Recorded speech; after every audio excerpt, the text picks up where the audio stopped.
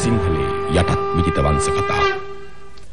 මහා සිංහලේ යටත් විජිත වංශ කතාවේ තවත් එක් වැඩසටහනක අවසාන පරිච්ඡේදය තමයි මෙහෙම පෙරලෙන්නේ. අපි 1815 කන්දවුරට රාජධානියේ සිද්ධ වෙච්ච මේ ලාංකීය දේශපාලනයේ අති විශාල මේ හැරවුම් ලක්ෂය පිළිබඳ සාකච්ඡා කරන්නට එන්න නැවත අපි අනිත් පැති වලට යනවා. මම හිතන්නේ මේ කරුණු කාරණා සියල්ල සම්පූර්ණ කරගන්න ඕන නිසා අපේ හාමුදුරනේ ඔබ වහන්සේගේ මේ පරිශ්‍රණයන්ට අපේ ඇති කැමැත්ත නිසාම ඔබ වහන්සේ සාකච්ඡා කරගෙන ඇවිල්ලා මම හිතන්නේ අපි එක්තරා තැනකින් ආපහු අනිත් පැත්තට ආවා. මම ඔබ වහන්සේගෙන් ඇහුවේ මේ ඉංග්‍රීසි ආණ්ඩුව 1815 අත්අඩංගුවට ගන්නට පෙර ලංකාවේ දකුණු ලක හිටපු ජනතාවගේ සංස්කෘතික දේශපාලනමය සමාජ කාරණා පිළිබඳ ඔබ වහන්සේ මේ අපේ අසරණ සරණ සරණංකර සංඝරාජ හාමුදුරන්ගේ ව්‍යාපෘතියේ තියෙන වැදගත්කම ගැන ඒ ස්වාමීන් වහන්සේලා දකුණට වැඩම කිරීම පිළිබඳ පත්තායමේ ලේකම දක්වාම ඔබ වහන්සේ කතා කරගෙන ආවා.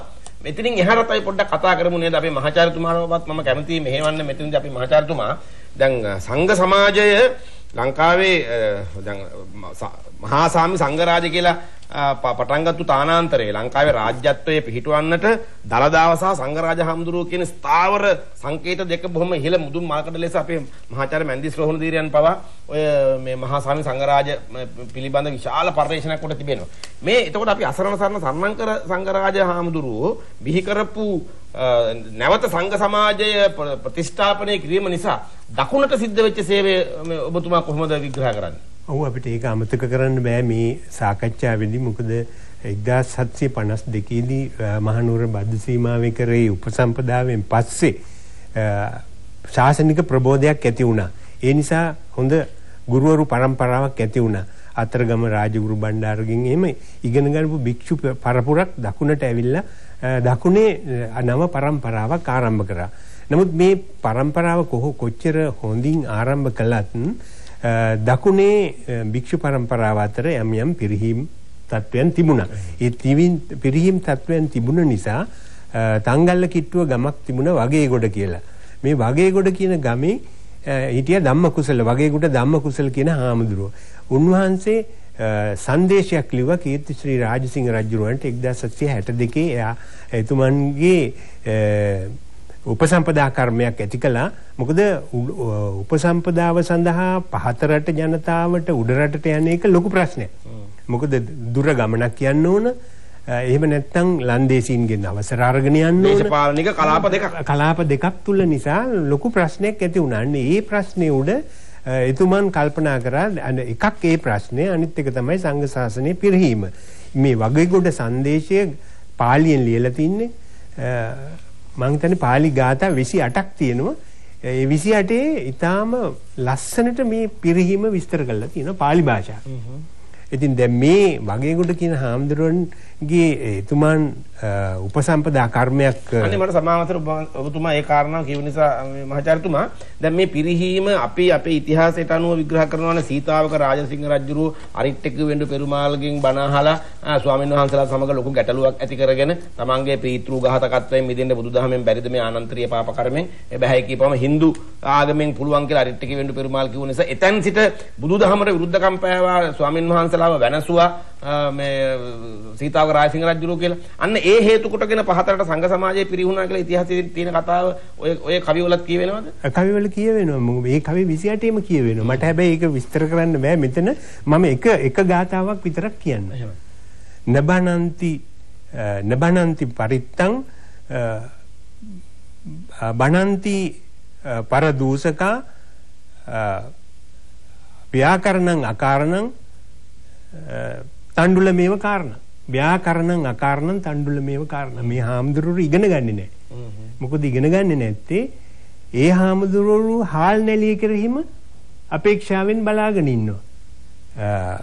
පිරිත් සද්ගායනේ හරියට කරන්නේ නැහැ. එක ගාතාවක් හිටියේ ස්වාමීන් වහන්සේලාත් නෙමෙයි ගණින්නාන්සලා කියලා කතාවකුත් තියෙනවා. නෑ මේ වෙනකොට ගණින්නාන්සලා නෙමෙයි භික්ෂුන් වහන්සේලා හිටියා. නමුත් අධ්‍යාපනයේ ඒ තරම් උසස් මට්ටමකට ඇවිල්ලා තිබුණේ නැහැ. ඒ නිසා පරිත්‍රාණ ධර්මදේශනාව හරියට මధుරස්වරයෙන් කරන්න බැරි තත්ත්වයක් තිබුණා. ඒ වගේම ඒක ඒ ඔස්සේ දූෂිත තත්ත්වයක් නැති වෙලා තිබුණා.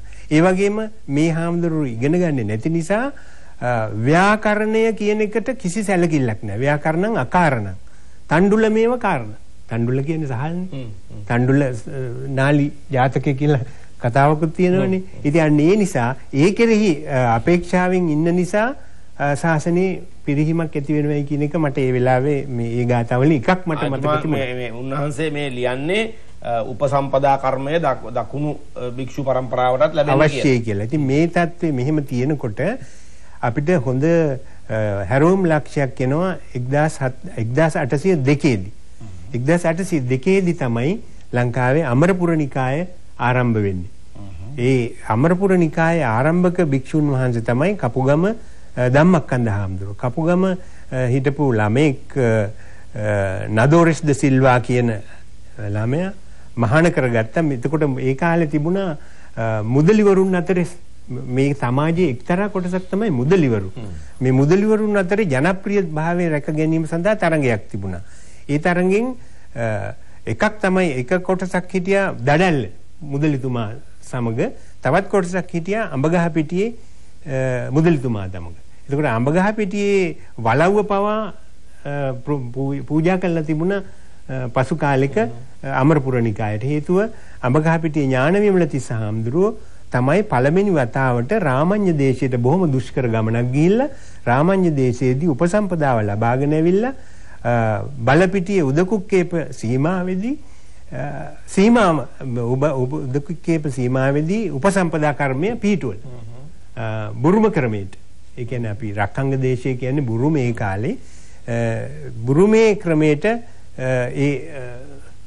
බුරුමේ නේද හඳුන්වන්නේ රාමඤ්ඤ කියලා රාමඤ්ඤ දේශින් ගෙනාපු නිසා ඒ වතාවට රක්ඛංග දේශින් ගෙනාපු නිසා මේකට අමරපුරේ කියන වචනේත් පාවිච්චි කරා. ඒ නිසා අමරපුර නිකාය කියන නිකාය ආරම්භ කරා කපුගම ධම්මක්කන්ද. එතකොට මේ මොන අවුරුද්දද 1802 තමයි මේ 1802 මහාචාර්යතුමී දැන් කොළඹ මහා වෙනස සිද්ධ වෙන්නේ 1802 නේ ඉංග්‍රීසි ආණ්ඩුවට මේ රට දකුණු පළාත් හිමි වෙන්නේ.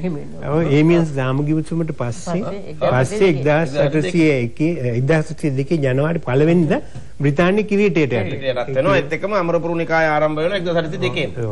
ඔව් ඒ අවුරුද්දේම ආරම්භ වෙනවා රජයේ ප්‍රධාන sannivedana මාර්ගය වන ලංකාණ්ඩුවේ ගැසට් පත්‍ර. ගැසට් පත්‍රය ඒක තමයි පුවත්පතක් ආරම්භ කිරීමේ මූලික ප්‍රාථමික අවස්ථාව. පුවත්පතක් නොතිබීමේ අඩුපාඩුව පිරිමැහුවේ ලංකාණ්ඩුවේ ගැසට් පත්‍රයෙන්. ඒකේ පළ වුණේ රජයේ නිවේදන පමණක් නෙමෙයි මිනිසුන්ගේ ලිපිත් පළ වුණා, මිනිසුන්ගේ අදහසත් පළ වුණා. අර අපි දැන් තියෙන පාඨක ප්‍රකාශ කියලා ලිපි පෙළක් තියෙන්නේ. ඒව පවා ඒ ගැසට් පත්‍රයේ පළ වුණා. නමුත් මේ ගැසට් පත්‍රයේ නීරසයි රජයේ නිවේදන නිසා. එක ගැසට් පත්‍රයේ එක පාඨකෙක් කතරුට ලියලා ජෝර්ජ් බිසේ කියන තැනත්තා තමයි මේ ගැසට් පත්‍රයේ කතරු හැටියට වැඩ කරේ. ඔහුට ඒවපු ලිපි එක සඳහන් කරලා තියෙනවා yours is a dirty paper. ඔබගේ පත්‍රය ඊටම කැත පත්‍රයක්. මොකද ඔබගේ පත්‍රයේ ප්‍රවෘත්ති නැහැ. රාජ්‍ය නිවේදන විතරයි තියෙන්නේ. ඒ නිසා ඔබගේ පත්‍රයේ ප්‍රවෘත්ති වලට ඉඩක් දෙන්න. ලංකාවේ පළවෙනි පත්‍රයේම විවේචනයක් පළ වුණා. ඒ පත්‍රයේම. දැන් මහාචාර්යතුමා කියපු ඔය පාතරට සිදුවෙච්ච ආගමික වෙනස්කම් සාමාන්‍යයෙන් භික්ෂු ජීවිතයේ සිදුවෙච්ච වෙනස්කම් පිළිබඳව බොහෝ විවාදයට භාජන වෙච්ච කරුණු හුඟක් තියෙනවා. ඒවා මම හිතනවා මේ සාකච්ඡාවට තරම් හොඳයි කියලා ඒ විස්තර කරන එක. කොහොම නමුත් මේ සරලංකර සංඝරාජ හාමුදුරුවෝ ගෙනත් මේ රටේ සියම් දේශයෙන් උපසම්පදාව ගෙන ආපු නිසා සියම් නිකාය කියලා කියන්න පටන් ගත්තා. ඊට පස්සේ බුරුමෙන් ගෙන ආපු උපසම්පදාව අමරපුර නිකාය හැටියට සලකන්න පටන් ගත්තා. බුරුමේ රාම දේශේ නිසා රාමඤ්ඤ දේශයෙන් ගෙන ආපු නිසා රාමඤ්ඤ නිකාය කියලා මේ විවහාර කරන්න පටන් ගත්තා. ඒවැ යම් ප්‍රශ්න මත ભેද ඇති වුණා. අර මෙතුමා කියාපු සොලෝක පද්ධතිය දැන් අර ව්‍යාකරණං අකාරණං තණ්ඩුලමේව කාරණං කියන කතාව ඒකේ එක්තරා විදිහකට මේ විහිළුවට භාජනය කරපු කතාවක්. මොකද පාලි භාෂාව හැදෑරීමට තියෙනවා බාලාවතාරී කියලා ව්‍යාකරණ ග්‍රන්ථයක්. ඒ ව්‍යාකරණ ග්‍රන්ථය හදාරනකොට ශිෂ්‍ය භික්ෂූන් වහන්සේලා අතර ওই විහිළුවට කියවුන කතාවක් ඕක මේ අරගෙන තියෙන්නේ. ව්‍යාකරණයේ කාරණයක් නෙමෙයි තණ්ඩුල තමයි හාල් තමයි කාරණේ කියලා. මොකද මේ ඒ කාලේ යම් ආහාර පාන හිග නිසා බඩගිනි දැනුණා. ඉතින් ওই බාලාවතාරේ කරලා වැඩක් නැහැ. මේ හාල් ටිකක් හොයාගත්තා නම් වැඩි හරි කියලා දැන් ඒ වගේ අපි කියනවා. දැන් අදත් අපි සාමාන්‍යයෙන් විවාහාරයේ ඔය කතාව කියන ව්‍යාකරණං අකාරණං තණ්ඩුලමේ කාරණං කියලා. ඉතින් ඒ වගේ සිද්ධි එහෙම තියෙනවා. නමුත් ඊට වඩා මේ බොහොම වැදගත් වෙනවා මේ වැලිවිට සරණංකර සංඝරාජ හාමුදුරන්ගේ පැවිදි පිරිස ගෝල පිරිස වේහැල්ලේ ධම්මදින්න හාමුදුරන්ගෙන් පටන් ගත්ත ඒ භික්ෂු පිරිස ඒ පිරිස්ම කැඩිලා ගිහිල්ලා තමයි ඔය අමරපුර නිකාය රාමඤ්ඤ නිකාය වගේ නිකාය බිහි කරන්න මුල්ුනේ තේ පිරිස්වලම කොටස්. ඉතින් ඒ පිරිස විසින් පහතරට ඇති කරපු ධර්ම ශාස්ත්‍රාලෝකය අතිශයම වැදගත් වෙනවා. ඒ දැන් හැබැයි ඒකම ඒ කාල පරාසවල වැඩිපුර මේ සාහිත්‍ය කෘති නිර්මාණය කිරීමේදී ඒවයි දකින්නට ලැබෙන්නේ හුඟක් මේ රාගනිශ්‍රිත කතන්දර. දැන් මකරද්වජය, සරතවතී කාව්‍ය වගේ ඒවා ගත්තොත් පත්තෑම ලේඛනගේ වගේ. නමුත් ජාතක කතා දැන් මීරිපැන්නේ ධම්මරතන හාමුදුරුවෝ ලියාපු මේ ගංගාරෝහණ වර්ණනාව ඒවා මේ ඊටාම මේ උසස් නිර්මාණ හැටියට සැලකෙනවා. ඒ වගේ ගත්තොත් ඒ පහතරටට ධර්ම ශාස්ත්‍රාලෝකයේ බොහෝ සෙයින් පැතිරී ගියා කියන එක අපිට පේනවා. ඒක ලොකු වැදගත් අධ්‍යාපනයේ විශාල ප්‍රබෝධයක් ඇති වුණා. භික්ෂුන් වහන්සේලා පාලි සංස්කෘත වාගේ භාෂා වගේම සමහර ස්වාමීන් වහන්සේලා ලන්දේසි ඉංග්‍රීසි වගේ භාෂාවත් ප්‍රගුණ කරපු අවස්ථා ගැන ඒ පොතපතේ සඳහන් වෙලා තියෙනවා. ඒකම අපිට සිද්ධ වුණා මේ නන්නදෑරුන් ජාතීන් ලංකාවට පැමිණීම නිසා සමාජය තුල මහා සංකර භාවයකුත් ඇති වුණා. ඒක අපි අනිවාර්යෙන් පිළිගන්න ඕනේ. ඒ විතරක් නෙමෙයි අපේ භාෂාවට අපේ සිංහල භාෂාවේ 16 වෙනි සියවස දක්වා අපේ සිංහල භාෂාවේ අසභ්‍ය වචනයක් තිබුණේ නැහැ. මේ විදේශීය විවිධ ජන කොට්ටාසවල ආක්‍රමණය වීමේ සංක්‍රමණය වීමේ ප්‍රතිඵලයක් වශයෙන් අපේ සිංහල භාෂාවටත් පුළුවන් තරම් අසභ්‍ය වචන එක්ුණා. දැන් අද අපි විවහාර කරන අපි අපේ මේ පහත් පෙළේ මිනිසු කේන්ති ගියාන්ෙම භාවිත කරන අසභ්‍ය වචන වැඩි හරියක් අපිට අවිල්ලා තියෙන්නේ මේ විදේශීය ආක්‍රමණයන් සමග. එන්න ඒ කාරණයක් මේ ඒවා සිද්ධ වුණා කියන එක අපිට ඔව් දැන් භාෂාව පැත්තෙන් ගත්තොත් භාෂාව පෝෂණය වුණා වෙන්න පුළුවන්. විවිධ භාෂා වල වචන අපේ රට පෘතුගීසි, ලන්දේසි, ඉංග්‍රීසි, දමිළ විවිධ භාෂා සංස්කෘත මූල සංස්කෘත පාලි පමණක් නෙවෙයි. විවිධ භාෂා එකතු වෙලා තියෙනවානේ. ඒ අතර ඔබ වහන්සේ කියන විදිහට මේ ඒක සංකරකමක් ලෙසත් දක්වනවානේ. විවිධ භාෂා, විවිධ සංස්කෘති, විවිධ මට්ටමේ ප්‍රධාන වශයෙන් අපේ හඳුරන්නේ මේ මූදුබඩ කලාපයේ ওই කාරණාවට එකතු වුණානේ. ඒ වගේම හුඟක් අපිට ඒ විදේශීකයින්ගෙන් විශේෂයෙන් පෘතුගීසින්ගෙන් ලන්දේසින්ගෙන් මෑත කාලේ වෙනකොට ඉංග්‍රීසියෙන් අපේ ආහාර රටාවට ගොඩක් ජාති එකතු වෙලා තියෙනවා. අපේ භාෂාවට ගොඩක් ජාති එකලා තියෙනවා. අපේ සංස්කෘතියට කෙලින්ම සංස්කෘතියට සාහිත්‍යයට නැටුම් ගැයුම් වලට ඒ වගේ හුඟක් වාසි අවාසි දෙකම තියෙන සිද්ධ වෙලා තියෙනවා. එකතු වෙලා තියෙනවා මේ හොඳ ඒවාත් එකතු වෙලා තියෙනවා නරක ඒවාත් එකතු වෙලා තියෙනවා. ඔව් මහාචාර්යතුමා දැන් ඔය මේ 1600 ගණන් 1600 700 ගණන් වලදී විශේෂයෙන්ම 1700 ගණන් මුලදී අවශ්‍යතාවක් ඇති වුණා බයිබලයේ සිංහලයට පරිවර්තනය කරන්න. ඒ නිසා බයිබල් කතා සිංහලයට පරිවර්තනය කිරීමට සුදුසු භාෂාවක් අවශ්‍ය වුණා. ඒ නිසා ඒගොල්ලන්ට භාෂාව සොයාගන්න යන්න හැකියාවක් තිබුණේ නැහැ උඩරට ප්‍රදේශවලට. ඔවුන්ට ආශ්‍රය කරන්න ලැබුණේ පහතරට හිටපු අය. ඉතින් ඒ නිසා පහතරට භාෂාව විශේෂයෙන් වැදගත් වෙනවා. දැන් මම ඔබතුමාට අර පෙන්වලා දුන්න ඩික්ෂනරි දැන් උතන දීලා තියෙන ඒක සකස් කරලා තියෙන්නේ සයිමන් කැට් කියලා පූජකවරයෙක්. එතුමා වැඩියෙන්ම ආශ්‍රය කරලා තියෙන්නේ පහතරට ජනතාව. ඒ අයගෙන් තමයි උපදෙස් ලබාගෙන මේ වචන එකතු කරලා තමන්ගේ පරිවර්තන සඳහා පාවිච්චි කරලා තියෙන්නේ. ඒ වචන ඇතැම් වචන දැන් භාවිතයේ ඇත්තේ නැහැ. අපිට නැති වී ගිය භාෂා ලක්ෂණ රාශියක් මේ කාලෙදී අපිට දකින්න තියෙනවා මේ ඔවුන්ගේ ලේඛනවල විශේෂයෙන්ම බයිබල් සිංහලට පරිවර්තනය කිරීම සඳහා භාෂාව සකස් කර ගැනීමට ගන්නා ලද උත්සාහය.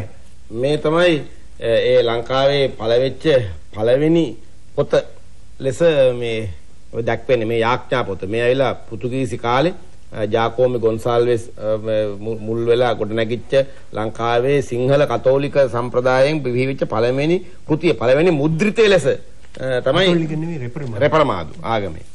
එතකොට මේ ඒ නිසා මේ අපි සාකච්ඡා කරමින් හිටි අපේ මාතෘකාව බොහොම දිගැදලා ගියා. මම පොරොන්දු වුණාට මේ වැඩසටහන ඉවර කරගන්න කලින් 1815 අපි සාකච්ඡා කරමින් ආපු ගිවිසුමේ වගන්ති අපි අපේ මහාචාර්යතුමිය සහ අපේ හාමුදුරු වගන්ති 8ක් දක්වා සාකච්ඡා මෙහෙයුවා. ඉතුරු වගන්ති ටික වගන්ති 12ක් තියෙනවා. ඉතින් එහා වගන්ති ඒ තරම්ම වැදගත් නැහැ කියලා අපේ මහාචාර්යතුමිය සහිත ඇතුළු මේ ඉතිහාසඥයන් සඳහන් කරනවා. නමුත් ඉතින් අපිට මේ වගන්ති සියල්ලම වැදගත් වෙනවා. ඊට ඊළඟ යුගයේ බිහිවෙන මේ වගන්තිත් එක්ක නිසා මේක ලංකාවේ නිශ්චිත දේශපාලන හැරවුම් ලක්ෂයක් අවගමනයේට අපේව වෙනත් පැත්තකට අදලා දාපු අනාදිමත් කාලයක් තිස්සේ අපේ රට යටත් කරගන්නට බලන් හිටපු යුරෝපීයන්ට අපේ රට අහුවෙච්ච දේශපාලනික හැරවුම නිසා අපි ඒක ගැන සාකච්ඡා කරන්නට ඕනේ. නමුත් ඉතින් කාලය ගියා. අපේ කාලය ගත වෙන්නේ මේ කරුණු සියල්ලම අපේ විද්‍යාර්ථීන් අතේ විශාල කරුණු සම්පින්ඩනය වෙච්ච මතකයක් තිබෙනවා. ඒ සියල්ලත් සමගම අපේ හාමුදුරුවන්ගේ පරිශ්‍රණ අපේ මහාචාර්යතුමාගේ මහාචාර්යතුමියගේ මේ සියලුම කාරණා නිසා අපේ සාකච්ඡාව ඒ පැත්තට ගියා. මම පොරොන්දු වෙනවා ඊළඟ වැඩසටහන දිනම් අපි අනිවාර්යයෙන්ම 1815ට එනවා. මොකද 1815 පහු කරගෙන මට යන්න හරියම කැමති තැන තමයි 1818. ඉක්මනින් 1848ට මේවා අපේ විමුක්ති අරගල මේවා වල ඉන්න වීරයෝ ගැන කතා කරන්නට මගේ කට පොපියනවා. ඒ නිසා ඉතා ඉක්මනින් මෙතෙන්ට එන්න බලාපොරොත්තු වෙනවා. අදත් අපිට සහභාගී වෙච්ච සියලුම විද්‍යාර්ථීන්ට අප දෝත් මුදුන් දී වන්දනාමානය කරමින් අප අදත් සමුගන්නවා. ඒ නිසා ඊළඟ සතියේ සඳුදා දවසේ අපි යලිත් මහා සිංහලයේ යටත් විවිධ වංශ කතාවකින් මුණ ගැසෙනකන් ඔබ හැමට ආවඩා ආයුබෝ වේවා.